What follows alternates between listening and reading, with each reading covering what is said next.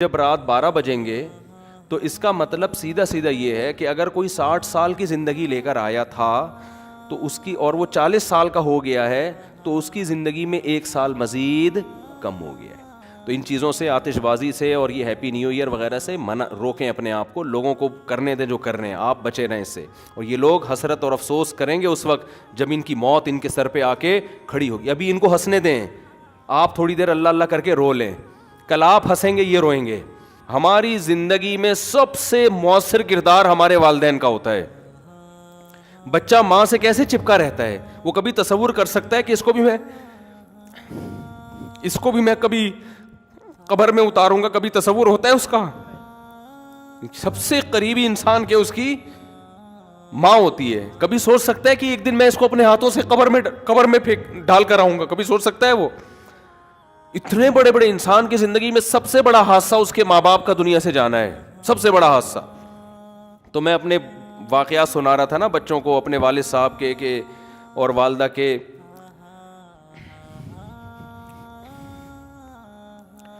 تو خیر، کیسے جو والدین انسان کے ساتھ محبت سے رہتے ہیں، کیسے جو ہے وہ مائیں روٹیاں پکا پکا کے زندگی بھر کھلاتی ہیں، کیا ایک محبتیں ملتی ہیں نا، کیسے ختم ہوتے ہیں دنیا سے.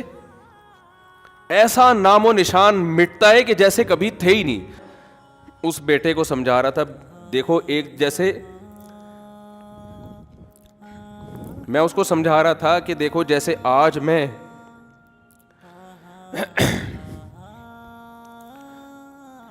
میں تمہارے سامنے اپنے والدین کی باتیں کر رہا ہوں نا کہ ونس اپون اے ٹائم، تو کل تم بھی اپنے بچوں کے بارے میں، بچوں کے ساتھ ہمارے بارے میں بات کر رہے ہوگے. سمجھ رہے ہیں؟ کل تم بھی اپنے بچوں کے سامنے بات کر رہے ہوگے کہ ہمارے ایک ابو. بولو. مفتی طارق مسعود کے بیانات کے لیے مفتی صاحب کے آفیشیل چینل مفتی طارق مسعود سپیچز کو سبسکرائب کریں. آپ کو پتا ہے کہ کل 2022 شروع ہو رہا ہے، 1 جنوری ہے.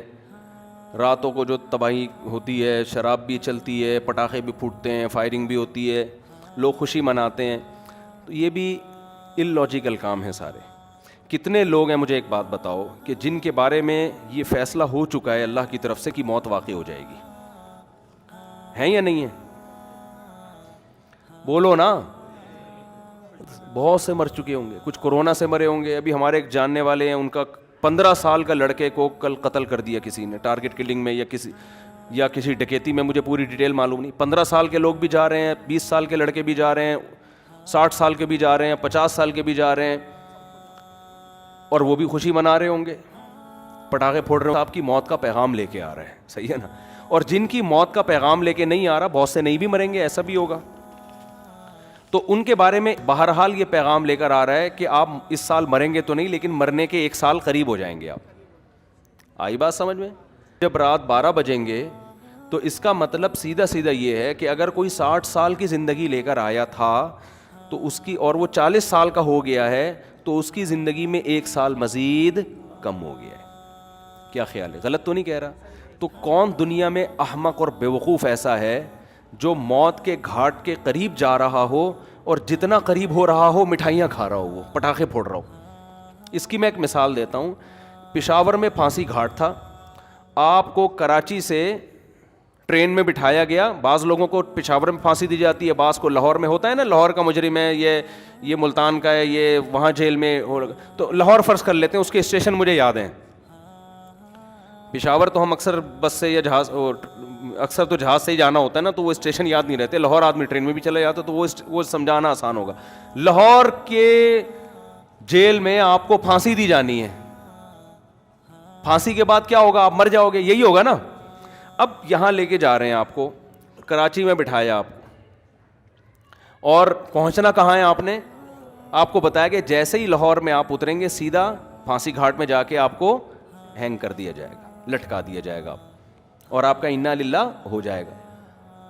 لیکن ابھی نہیں لٹکا رہے، ٹھیک ہے؟ تو آپ خوش ہیں کہ یار ابھی الحمدللہ میں بچا ہوا ہوں، لیکن لاہور پہنچتے ہی لٹکا دیا جاؤں.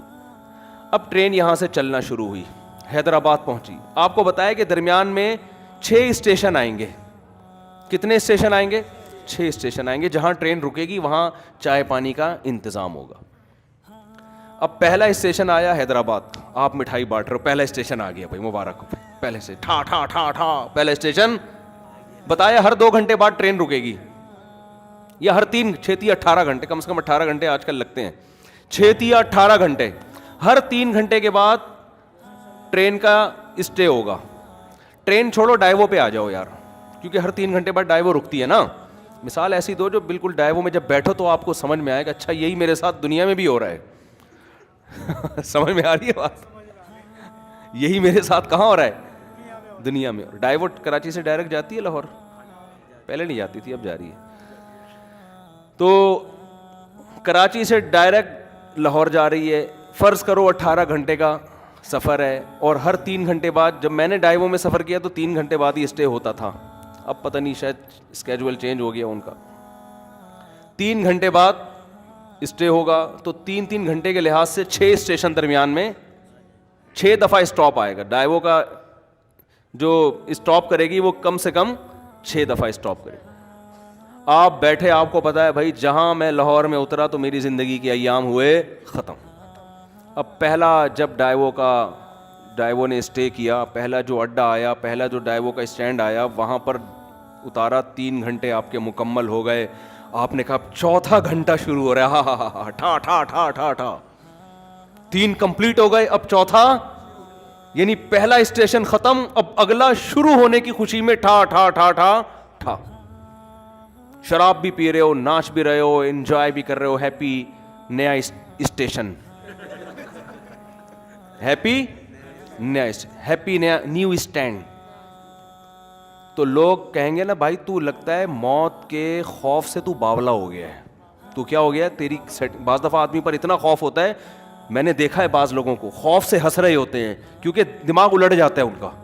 حقیقت ہے یہ, جب بہت زیادہ خوف ہوتا ہے نا آدمی کے جو نروس سسٹم ہے وہ سارا آؤٹ ہو جاتا ہے, وہ بریک ہو جاتا ہے, اور آدمی الٹی باتیں کرنا. غم میں بھی بہت بعض لوگوں کو ہم نے دیکھا, بہت غم ہوا, شوق لگا, ہنسنا شروع کر دیا انہوں نے, تو یہ خطرناک ہوتا ہے. ڈاکٹر کہتے ہیں اس کو رلاؤ, ایسے مریضوں کو ڈاکٹر کہتے ہیں رلاؤ ان کو, کیونکہ بھائی غم ہے تو رونا چاہیے نا, ہنس کیوں رہا ہے یہ. تو اس سے بڑا پاگل ہے یہ جو نیو ایئر منا رہا ہے.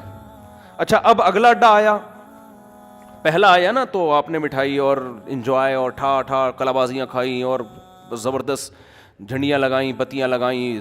کوئی مولوی بیٹھا ہوا تھا وہاں, اس نے بولا بس تیرا دماغ خراب ہو گیا ہے, تو موت کے قریب ہو گیا ہے, تو پھانسی گھاٹ پہ جا رہا ہے, تو وہاں تو چھولے کھلکانے توڑی جا رہا ہے, تو وہاں پہ تیرے وہاں دال چاول کا انتظام تھوڑی ہے, تو مرے گا ابھی. تو وہ کہتا ہے ابے یار ایک تو یہ مولوی لوگ نا انجوائے نہیں کرنے دیتے لائف کو یار, ان کو کیا, ہم اگر ناچ لیتے ہیں نئے سال پہ یا نئے اڈے پہ یا مٹھائی کھلا رہے ہیں, تھوڑا سا انجوائے کر رہے ہیں, تھوڑا سا ہلا گلا ہو رہا ہے, ہیپی کہتی ہے, تو ان مولویوں کو پتہ نہیں کیا خشک ہے, بس 4 شادیوں میں ہی کہتے ہیں انجوائے ہے, باقی تو کسی چیز میں نہیں ہے. یہ پاگلوں کی طرح 4 شادیاں کرو, بچے پیدا کرو, اسی کو انجوائے کرو. یہ کیا انجوائے ہے یار, انجوائے تو یہ ٹھا ٹھا ٹھا ٹھا ٹھا. تو مولوی آپ پہ ہنسے گا, بولے گا تیری مرضی ہے بھائی, تیری مرضی ہے. میں تو تجھے اس لیے کہہ رہا ہوں کہ میرا تو خیال تھا کہ دماغ یا تو الٹ گیا ہے, تو تیری کھوپڑی کیا ہو گئی ہے, گھوم گئی ہے. تو کہہ کہ چلو کھوپڑی گھومی ہے صحیح ہے, لیکن انجوائے کر رہا ہوں نا, تو کیا خوش ہونے کے لیے بھی کوئی لاجک چاہیے. تو اس سے مولوی کوئی عقل مند ہوگا, وہ کہے گا دیکھ بھائی عقل کا تقاضا ہے کہ چونکہ تو موت کے قریب ہو رہا ہے نا, موت کے قریب ہو رہا ہے, تو اگر تو غیر مسلم ہے تو الٹا ناچ, سیدھا ناچ, شراب پی. ہم تو کہتے ہیں تو پھانسی سے پہلے بھی کافی پی کے انجوائے کرتا ہوا مر.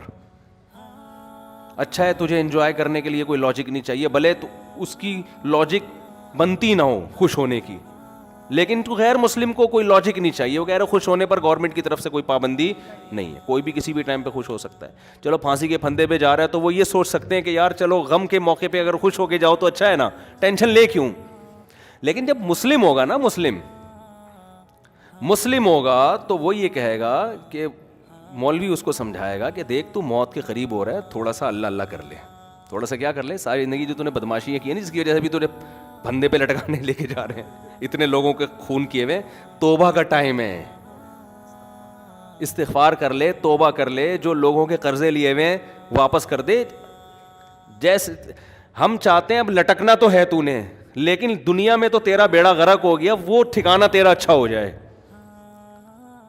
اول تو کوئی غیر مسلم بھی عقل مند ہوگا نا, وہ کہے گا جو آخرت کو نہیں مانتا, وہ بھی کہے گا یار یہ خوش ہونے کا موقع ہے نہیں, مصنوعی خوشی ہے. وہ بھی کہے گا یار کسی اور بات پہ خوش ہو جاؤں گا میں, یہ سمجھ میں نہیں آ رہی.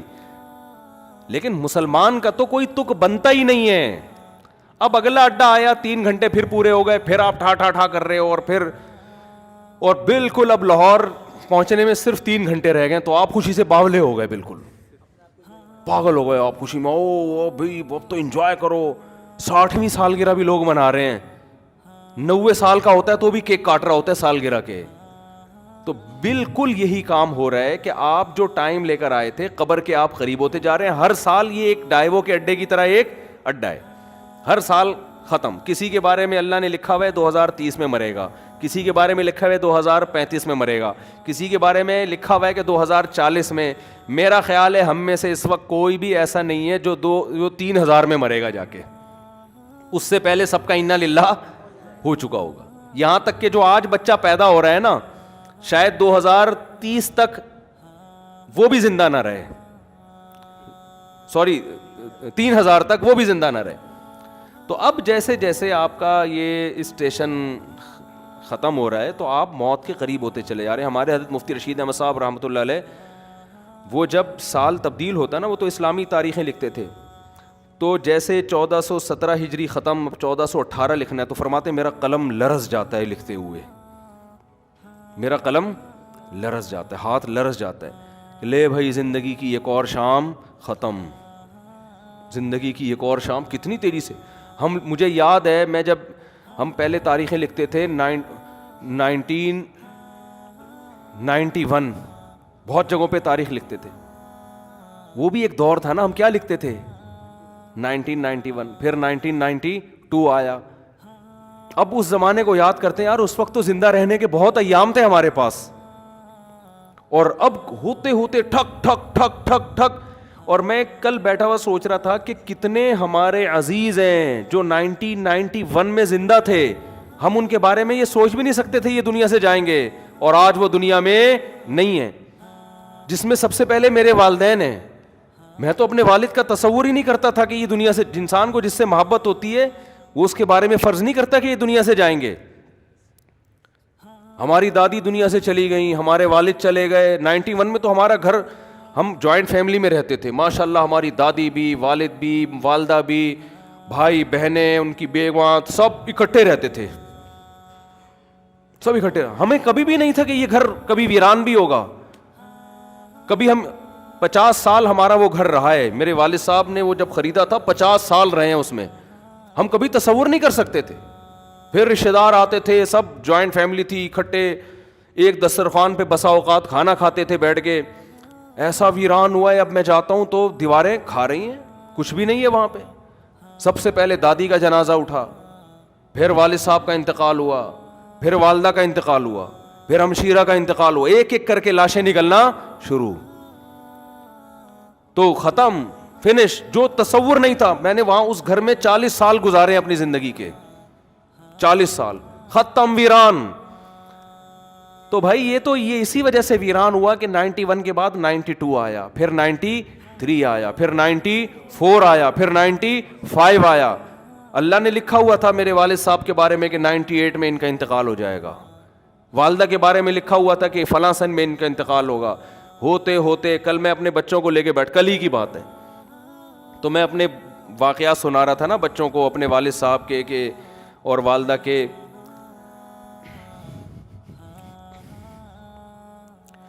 تو خیر, کیسے جو والدین انسان کے ساتھ محبت سے رہتے ہیں, کیسے جو ہے وہ مائیں روٹیاں پکا پکا کے زندگی بھر کھلاتی ہیں, کیا ایک محبتیں ملتی ہیں نا, کیسے ختم ہوتے ہیں دنیا سے. ایسا نام و نشان مٹتا ہے کہ جیسے کبھی تھے ہی نہیں.